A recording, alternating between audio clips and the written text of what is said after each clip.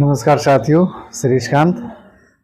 संविधान की जो संवैधानिक विकास है उसका जो आज क्रम है, आज हम अंतिम कह सकते हैं कि अधिनियम में पहुंच गए हैं। इसके पहले हमने देखा था चेमसफोर्ड, ठीक है, चेमसफोर्ड देख लिया था।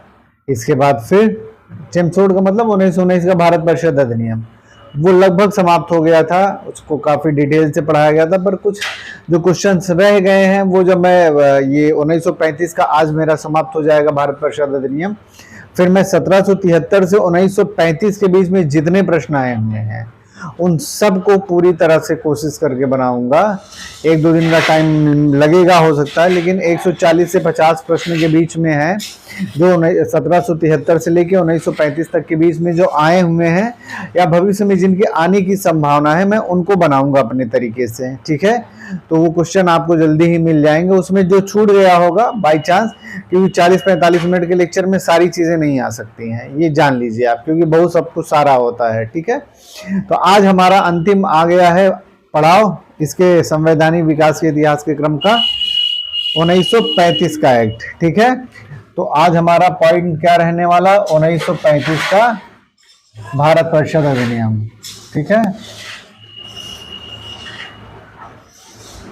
ठीक है, या भारत शासन अधिनियम कह दीजिए, ठीक है ना, चाहे जो भी कह दीजिए, कोई मतलब नहीं है, सब ठीक ही है।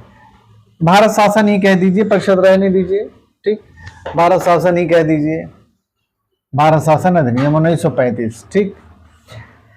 1935 का जो ये अधिनियम है, इसके जो मुख्य प्रावधान है वो तो आप जान ही लेंगे, अभी आगे मैं बताऊंगा।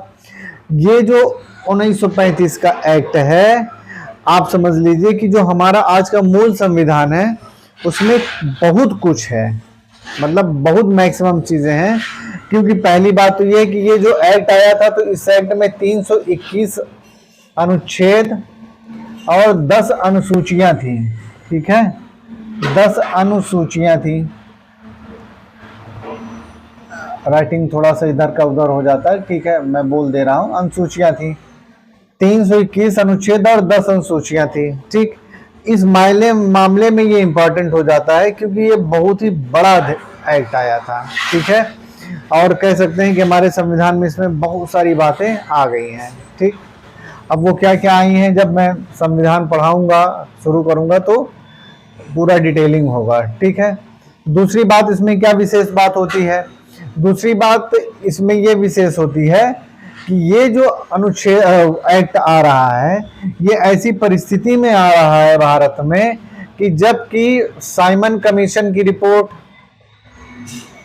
ठीक है, साइमन कमीशन का गठन कब हुआ था, नवंबर 1927 में, मैंने आपको बताया था, ठीक है। इसकी रिपोर्ट कब आती है, इसकी रिपोर्ट आती है 1930 में, ठीक है, 1930 में इसकी रिपोर्ट आती है, ठीक। साइमन कमीशन का गठन क्यों हुआ था, मैंने पिछले लेक्चर में बताया था कि जो 1919 का आया था, एक्ट आया था, उसकी समीक्षा करने के लिए, क्योंकि जो मॉन्टेग्यू चेम्सफोर्ड का ये एक्ट था या 1919 का जो भारत परिषद अधिनियम था, इसमें बाकायदा इस बात को लिखा गया था कि ठीक 10 साल के बाद एक कमीशन फॉर्म किया जाएगा, गठित किया जाएगा, जो इस बात की समीक्षा करेगा कि 1919 का एक्ट ठीक है कि नहीं है, ठीक है। तो इस प्रकार से सरकार ने खुद ही असफलता अपनी घोषित कर ली थी कि 1919 का एक्ट असफल है, क्योंकि 1927 में साइमन कमीशन का गठन कर दिया जाता है, और साइमन कमीशन का गठन ही इसलिए होता है 1919 के जो अधिनियम आया था उसकी समीक्षा के लिए, ठीक। तो साइमन कमीशन की रिपोर्ट 1930 में आ जाती है। 1927 और 30 के बीच में क्या होता है जान लेंगे तो बेहतर रहेगा, ठीक है। बाकी तो मैं जब इतिहास पढ़ाऊंगा, क्लास लूंगा, तो उसमें पूरा डिटेल बताऊंगा। 1927 के बीच में 1928 में नेहरू रिपोर्ट आ जा रही है, ठीक है। जिन्ना की 14 सूत्री मांगे आ जा रही हैं, ठीक है, 14 सूत्री मांगे आ जा रही है, ठीक। बेसिकली एक शख्स है लॉर्ड बिरकन हेड, लॉर्ड बिरकन हेड, ठीक है। इन्होंने चुनौती दी थी भारतीय लोगों को कि आप अपने तरीके से कोई एक संविधान का फॉर्म करिए, संविधान बनाइए और उसको प्रस्तुत कीजिए। यार इस तरीके से भारतीयों की खिल्ली उड़ाई थी कि आप कुछ कर नहीं पाएंगे, बाकी सिर्फ वो हल्ला करते हैं। तो इस लॉर्ड बिरकनहेड की चुनौती के ही जवाब में नेहरू कमेटी गठित की गई थी और नेहरू रिपोर्ट आई थी। ठीक है, तो ये थोड़ा सा 1930 और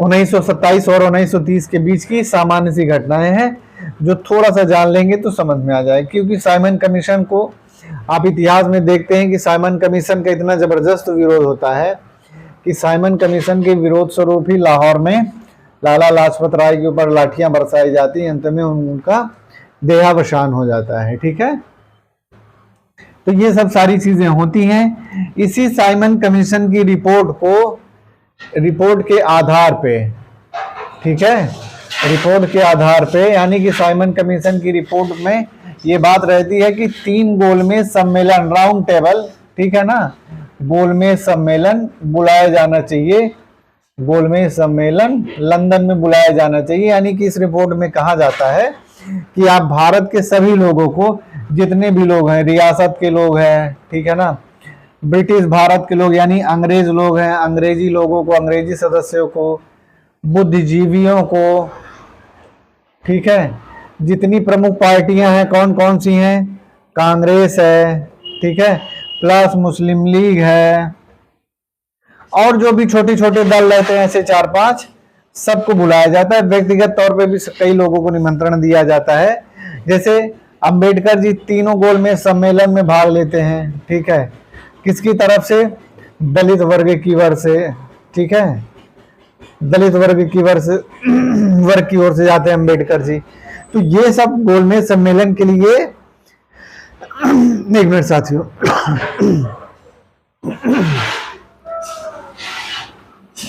तो ये हुआ मोटा मोटा गोलमेज सम्मेलन का एक खाका जो साइमन रिपोर्ट में कह दिया गया रहता है। यानी साइमन ने इस बात को कहा है कि भारत में उत्तरदायी शासन की ओर कदम बढ़ाना है, या भारत की जो परिस्थितियां हैं उनमें भारतीयों के शासन में भागीदारी अगर बढ़ाना है तो एक सम्मेलन होना चाहिए, वो भी लंदन में, उसमें सभी लोगों को बुलाना चाहिए, सभी का पार्टिसिपेशन होना चाहिए, जिससे कि चीजें और बेहतर से बेहतर की ओर ले जाया जा सके। ठीक है, कुल मिला के गोलमेज सम्मेलन होता है। आपको पता है कांग्रेस पहले और तीसरे में भाग नहीं लेती है, दूसरे गोलमेज सम्मेलन में कांग्रेस भाग लेती है। ठीक है, गांधी जी उसके एकमात्र प्रतिनिधि रहते हैं, ठीक है, वो जाते हैं, ठीक है, एकमात्र प्रतिनिधि रहते हैं, ये लोग जाते हैं। ठीक है, कुल मिला के 1930 से दिसंबर 1932 तक तीनों गोलमेज सम्मेलन हो जाता है, तीनों गोलमेज सम्मेलन हो जाता है।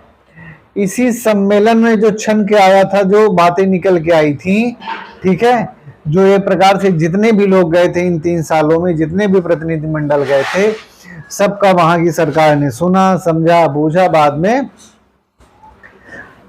1935 में, अगस्त 1935 में भारत शासन अधिनियम लागू कर दिया गया। ठीक है, या ला दिया गया, क्योंकि अगस्त में वहां राजा रानी सिग्नेचर करते हैं तो ये कानून बन जाता है। ठीक, तो ये बात है थोड़ा थोड़ा सा क्या घटनाएं घटित होती हैं और किन किन चीजों से हो के 1935 के एक्ट में जो चीजें आई हैं, वो 1935 के एक्ट में क्या क्या चीजें आई हैं, तो आपको थोड़ी सी चीजें समझ में आ गई होंगी। ठीक है, अब देखते हैं कि प्रमुख प्रावधान इसमें क्या है, क्योंकि अब 321 अनुच्छेद है और 10 अनुसूची है, तो सबके विषय में तो जाना समझा नहीं जा सकता है। उसको सब हम लोग किसमें समझेंगे, जब कॉन्स्टिट्यूशन शुरू हो जाएगा हमारा एकदम से। ठीक है, वैसे भी इसमें क्या क्या प्रमुख चीजें होती हैं।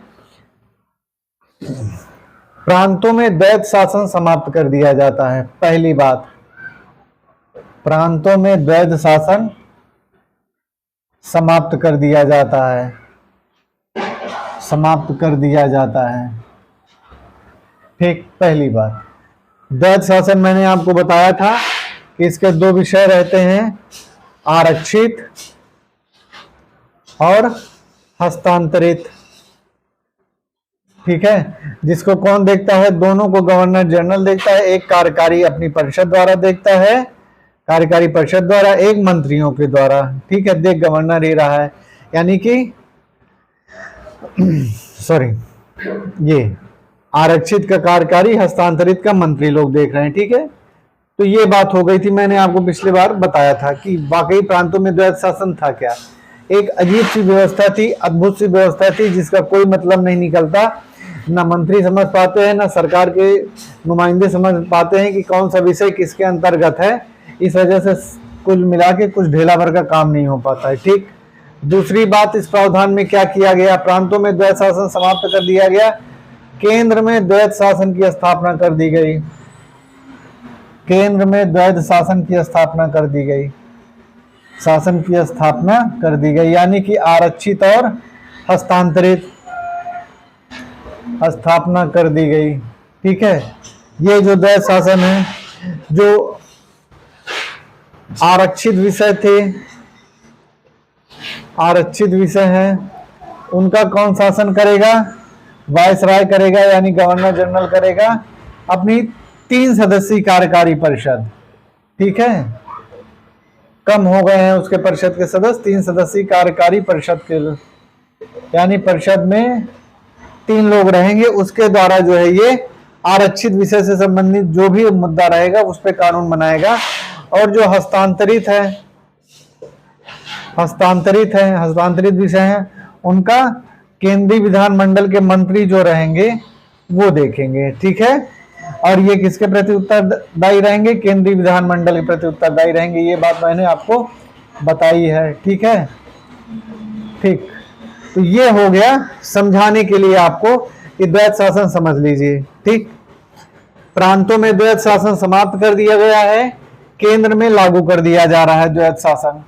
ठीक, फिर क्या होता है इस एक्ट में?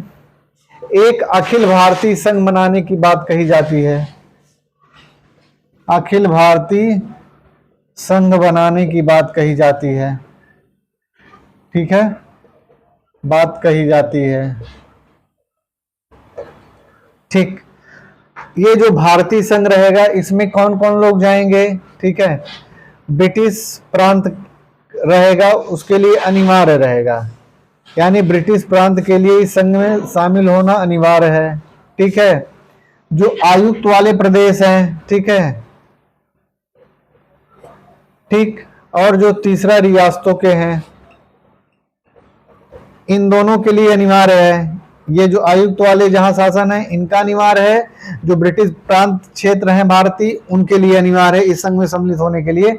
मजे की बात है कि रियासतों के लिए वैकल्पिक है, यानी कि रियासत के लोग शामिल हों या न शामिल हों या ना हो, लेकिन ये है व्यवस्था कि अगर रियासत के लोग इसमें शामिल नहीं होंगे तो वो संघ नहीं बन पाएगा। ठीक है, और रियासतों को शामिल होने के लिए पैरामीटर्स क्या कर दिए कि जो रियासतों की टोटल रियासतों की जनसंख्या है उसका कम से कम ऐसी रियासतें कि 50% जनसंख्या का प्रतिनिधित्व करती हों, यानी कि मान लीजिए कि 10 रियासतें हैं, मोटा मोटा आपको समझाना हो, अगर 10 रियासतें हैं, उन 10 रियासतों में 100 लोग रह रहे हैं, तो उस 100 लोग में 50 लोगों वाली टोटल रियासतें अगर सम्मिलित होंगी, यानी कि ऐसी रियासतें जिनकी टोटल संख्या 50 हो जाए, अगर वो सम्मिलित हो जाएंगी तो उसको फिर ये मान लिया जाएगा कि संघ में सम्मिलित है। ठीक है, दूसरी बात, रियासतों के लिए क्या है? रियासतों के लिए यह था कि इंस्ट्रूमेंट ऑफ असेशन, इंस्ट्रूमेंट ऑफ असेशन, यानी कि जो विलय पत्र है उस पे सिग्नेचर करना होगा।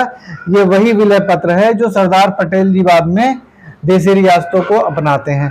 पूरा वैसा नहीं है, लगभग फॉर्म वैसा ही है, मानी कि ये पहली बार ये शब्द 1935 के एक्ट में आ गया है। आपको मैं बता रहा हूं कि संघ क्यों नहीं बन पाएगा, क्योंकि संघ न बन पाने का कारण यही है कि उसमें जो पैरामीटर्स हैं, जो ऐसी बातें कही गई हैं वो नहीं पूरी हो सकती हैं। कौन सी रियासत चाहेगी शामिल होने के लिए, और खास करके 50% वही रियासतें इस इंस्ट्रूमेंट ऑफ असेशन यानी कि विलय पत्र पे सिग्नेचर करें, तो कौन चाहेगा ऐसा होना। ठीक है, तो ये जो अखिल भारतीय संघ है इस वजह से नहीं बन पाता है, यानी कि रियासतों के लिए वैकल्पिक है, रियासतें चाहें तो आ सकती हैं, लेकिन एक दो रियासतों के आने से नहीं होगा, टोटल कम से कम जितनी रियासतें हैं उसकी 50% रियासतें आए। ठीक है, और वो भी ये जो इंस्ट्रूमेंट यानी कि विलय पत्र पे हस्ताक्षर है इसको करें, नहीं तो जितना रियासतों की संख्या है उसका 50% जितनी भी रियासतें प्रतिनिधित्व कर रही हैं वो आए। ठीक है, तो ये कठिन काम था, लेकिन पहली बार एक अखिल भारतीय संघ बनाने की बात कही जाती है। ठीक है, अब क्या किया जाता है, केंद्र में जो द्विसदनी परिषद है, ठीक है, वहां पे थोड़ा सा बदलाव कर दिया जाता है। ठीक है, जैसे केंद्रीय विधानसभा में सदस्यों की संख्या बढ़ा दी जाती है।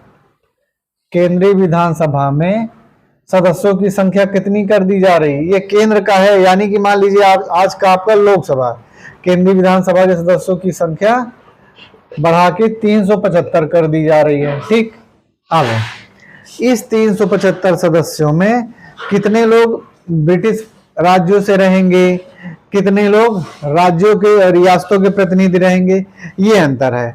जैसे मैं आपको बता रहा हूं, एक मिनट थोड़ा सा, हाँ देखिए इसको मैं इधर लिख दे रहा हूं, 375 में 250 लोग ब्रिटिश प्रांतों से रहेंगे।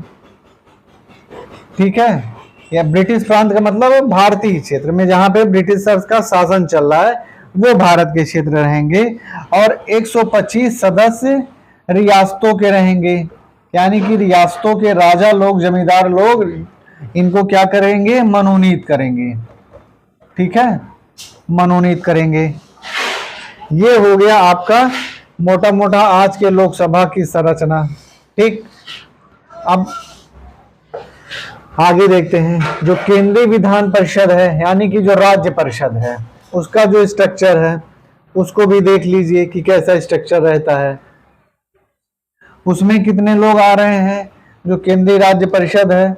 ठीक है, राज्य परिषद में ये सेंट्रल, मान लीजिए हिंदी में लिख दे रहे हैं, केंद्रीय राज्य परिषद। ठीक है, यानी कि ये आज का मोटा मोटा मैं राज्यसभा आपके समझने के लिए लिख दे रहा हूं। ठीक है, इसमें टोटल कितने सदस्य रहेंगे, 260 सदस्य रहेंगे। ठीक है, अब इस 260 में कितने लोग कहां से रहेंगे। ठीक है, 156 प्लस 104, 6 4 10 5 1, हाँ ये रहेंगे ब्रिटिश प्रांतों से, यानी भारतीय ब्रिटिश प्रांतों से, भारतीय ब्रिटिश प्रांतों से, और ये लोग रहेंगे रियासतों से, रियासतों के मनोनीत सदस्य रहेंगे। ठीक है, तो ये हो गया आपका आज का राज्यसभा की टोटल 260 लोग रहेंगे, जिसमें से 156 लोग भारतीय ब्रिटिश प्रांतों से रहेंगे, 104 लोग रियासतों के मनोनीत सदस्य रहेंगे। ठीक, ये हो गया। अब मजे की बात क्या की गई कि ये जो अभी आपने जो 19 वाला देखा था, जो मॉन्टेग्यू चेम्सफोर्ड एक्ट आया था, उसमें क्या था कि निचले सदन में लोग मतदान करते थे। ठीक है ना, और ऊपरी सदन में भी मतदान करते थे। मतदान के पैरामीटर्स अलग अलग थे, इसलिए यहाँ पे कुल 17,364 या 384, और यहाँ पे 9 लाख टोटल लोगों ने मतदान किया था। 1919 के मुताबिक जो चुनाव होते हैं 1921-22 में। ठीक है, अब क्या किया जा रहा है कि यहाँ पे जो निचला सदन है यानी कि केंद्रीय विधानमंडल, केंद्रीय विधानमंडल, यहाँ पे जो ब्रिटिश प्रांत के लोग आ रहे हैं वो मतदान से नहीं आएंगे। अद्भुत प्रणाली अपनाई जा रही है, ये मनोनीत होके आ रहे हैं। ठीक है, ठीक, और लेकिन ऊपरी सदन में ये लोग किसके द्वारा आएंगे, चुनाव के द्वारा आएंगे, मतदान के द्वारा आएंगे।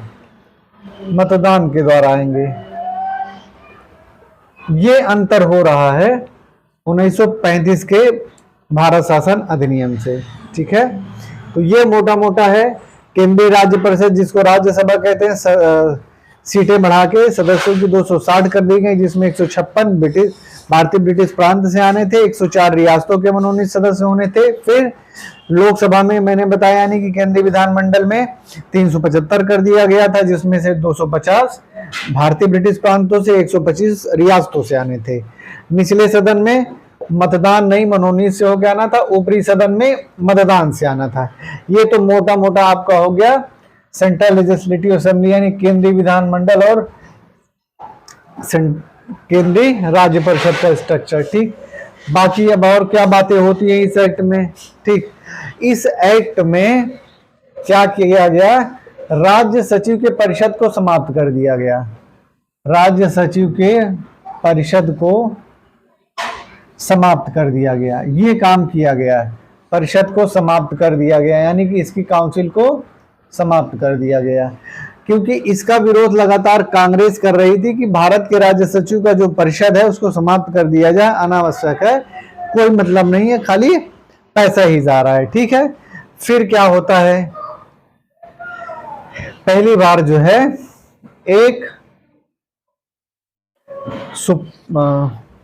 सुप्रीम कोर्ट की स्थापना की बात कही गई। एक सुप्रीम कोर्ट की स्थापना की बात कही गई, स्थापना की बात कही गई। ठीक है, जो 1937 में शुरू हो जाता है, जो भारतीय राज्यों के लिए यानी भारतीय ब्रिटिश प्रांतों के लिए ऊपर सबके ऊपर लागू रहेगा और राज्यों के भी ऊपर लागू रहेगा। ठीक है, मुद्रा और साख के नियंत्रण के लिए, मुद्रा और साख के नियंत्रण के लिए एक रिजर्व बैंक की स्थापना की जा रही है। आज का जो रिजर्व बैंक है वो 1935 के एक्ट से ही आया है भारत में। ठीक है, एक रिजर्व बैंक की स्थापना हो रही, की जाएगी, स्थापना की जाएगी। ये भी 1937 के आसपास से शुरू हो जाता है। ठीक है, फिर क्या होता है, बर्मा को भारत से अलग कर दिया जाता है। बर्मा को भारत से अलग कर दिया जाता है, कर दिया जाता है। इसमें बहुत सारी बातें हैं, ये तो मैं आपको मान लीजिए 10-12 पॉइंट लिखवा दिया। ठीक है, बाकी बहुत सारी पॉइंट, इसमें पॉइंट ही पॉइंट हैं। जैसे राज्य सचिव की परिषद को समाप्त कर दिया गया, ये प्रश्न आता है। भारत में एक सुप्रीम कोर्ट की स्थापना की बात होती है 1937 में। मुद्रा और साख के नियंत्रण के लिए एक रिजर्व बैंक की स्थापना है। बर्मा को भारत से अलग कर दिया गया। सिंध और उड़ीसा को एक अलग राज्य बना दिया गया। ठीक है, तो ऐसी सी बहुत सारी पॉइंट्स हैं।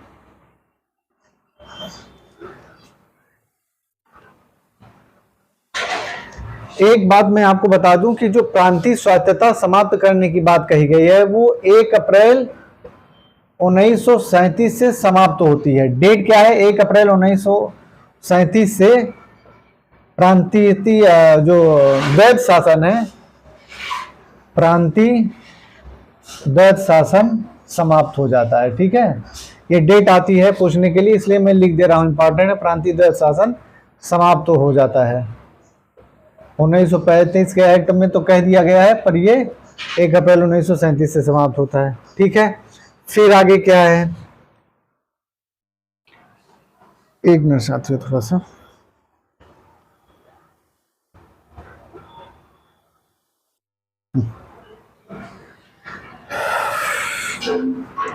ठीक, आगे ये है कि जैसे मैंने आपको बताया था कि जो सुप्रीम कोर्ट है, सुप्रीम कोर्ट की स्थापना होती है, तो सुप्रीम कोर्ट की स्थापना तो होती है, लेकिन उसके ऊपर कहाँ पे फरियाद लिखी जा सकती है, यानी उससे ऊपर, तो वो लंदन के प्रिवी काउंसिल में, लंदन के प्रिवी काउंसिल में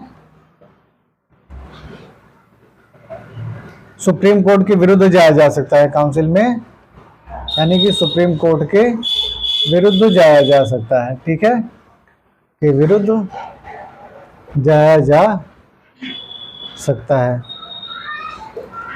बाकी इस एक्ट में ऐसा कुछ भी नहीं है, जैसे मैंने पहले भी बताया कि प्रांतों में द्वैध शासन समाप्त कर दिया गया है, केंद्र में द्वैध शासन को लागू कर दिया गया है, मैंने अभी अभी आपको समझाया। बाकी ये होता है कि जो प्रांतों की स्वायत्तता है उसको बढ़ा दी जाती है। तो कई जगह पे ऐसे प्रांत हैं, 6-7 प्रांत रहते हैं कि 6 प्रांतों में यानी कि द्विसदनीय व्यवस्था भी कर दी जाती है, द्विसदनीय व्यवस्था कर दी जाती है, ठीक है, व्यवस्था कर दी जाती है, ठीक है। प्रांतों में अभी भी गवर्नर सबसे ऊपर है, ठीक है, और केंद्र में सेंट्रल में कौन है, गवर्नर जनरल वायसराय है, ठीक। बाकी अध्यादेश जारी करने की शक्ति है ही, सब कुछ करने की शक्ति है ही वायसराय को, वो चाहे तो बिना मंत्रियों की सलाह के देश की सुरक्षा हित में, डाकघर में, इस तरह से ऐसे तमाम सारे विषय हैं जिसपे वो बिना राय के ही या मंत्रियों के विरुद्ध जाके वो काम कर सकता है। उसके लिए उसे कोई बंदिश नहीं है, ना कोई रोक टोक है, ठीक है। बाकी तो इसमें हमको लगता है कि ये जितना था मैक्सिमम हो ही गया है ना, और कुछ विशेष है नहीं, जितने थे 12-13 पॉइंट मैंने लिखवा दिए हैं, ठीक है। हाँ, बाकी तो ऐसा कुछ नहीं है इसमें, सब सारी चीजें हो चुकी हैं। हाँ, 6 प्रांतों में जो मैं कह रहा था वो सही है, थोड़ा सा कंफ्यूजन हो जाता है, इतने ज्यादा डेटा है कि 11 प्रांतों में सरकार बनती है, 11 प्रांत रहते हैं, ठीक है। 1937 में जब आप चुनाव बनती है तो देखते हैं कि कुल मिला के कांग्रेस 7 जगह पे सरकार बना लेती है, 4 जगह पे दूसरे दलों की सरकार बनती है। टोटल कितने प्रांत रहते हैं, 11 ब्रिटिश प्रांत रहते हैं, ठीक है, 11 भारतीय ब्रिटिश प्रांत रहते हैं, भारतीय ब्रिटिश प्रांत रहते हैं, जिसमें 1935 के अनुसार 6 में द्विसदनीय व्यवस्था कर दी जाती है वहां पे, ठीक है। और एक चीज और भी, इसने मताधिकार का विस्तार कर दिया, ठीक है, मताधिकार का विस्तार कर दिया। मैंने आपको बताया था कि 1919 के एक्ट से महिलाओं को मतदान देने का अधिकार मिल जाता है, मताधिकार का विस्तार कर दिया गया। लगभग टोटल 11 से 12% के बीच में ही लोग जो है टोटल मतदान करते हैं, काफी संख्या है उस हिसाब के अनुसार अगर देखा जाए, ठीक है, ऐसा तो है नहीं, ठीक। तो ये हो गया कुल मिला के एक मोटा मोटा आपका 1935 का भारत शासन अधिनियम। बाकी और कुछ अगर बचा होगा, क्योंकि बहुत लंबी क्लास हो जाती है तो आप लोगों को थोड़ा तकलीफ भी होती है इतना लंबा लंबा वीडियो देखने के में। हालांकि आप लोग मेरा सहयोग कर रहे हैं, मेरी पूरी कोशिश रहती है कि जो मैं लेक्चर दूं, अब जैसे यही मैंने बताया तो इसमें ही 15-17 क्वेश्चन आ गए, मैक्सिमम क्वेश्चन को मैंने कवर कर लिया है, बता दिया है, सारी इन्फॉर्मेशन दे दी है।